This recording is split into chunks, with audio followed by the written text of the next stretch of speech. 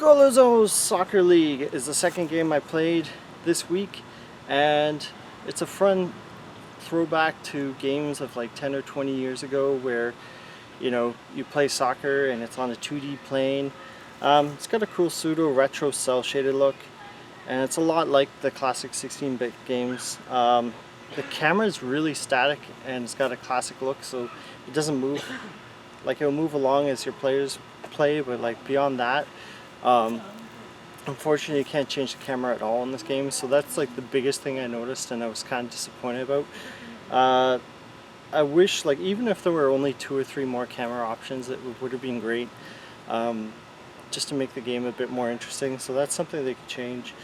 The announcer himself isn't particularly dynamic. It's sort of like Argentina scores 1 versus 2. Like, it's just very 20 years ago, I guess. Like, they've tried to in like the FIFA games and a lot of other soccer games make it a bit more in the moment and seem like it's human-like, but like the way that it's set up, it's very like sound clip, add this sound clip to that one. But yeah, it's decent at making calls. The music's upbeat. It's slightly above generic. It's kind of it's not really annoying, but it's not super exciting either. So I heard the game's like super buggy, but I never had that problem when I was playing it. I didn't have any glitches or anything, but other people had all sorts of problems with like goals going in and not counting as goals, and so it's a really simple soccer game. There's no fouls or offsides at all to it. There's some spin moves and soccer tricks you can do, like you can bounce a soccer ball in the air, but the power-up system is also kind of interesting. There's fast moving, strong shots, and I think 1 or 2 other things.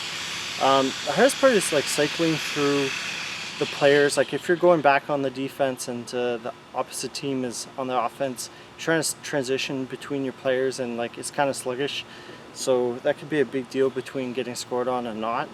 But on the plus side, there's a lot of like locker room unlockables. Like there's hats, there's accessories, there's new uniforms for like your country, new soccer balls and sneakers, and like they even added like 15 or so cheers that you can just do randomly, I guess, when you score. I don't know where it comes in, but yeah, it's one of those soccer games that like it's fun for a few matches and like if you're having a party or something, but it's kind of after a bit after those games that you play. It also takes a while to unlock, so on the plus side, like it would probably take you like 5 to 10 hours to unlock all the soccer balls and all the unlockables in this game. It goes for $10. I'd say $5 to $7 is fair. It's a solid 7 out of 10.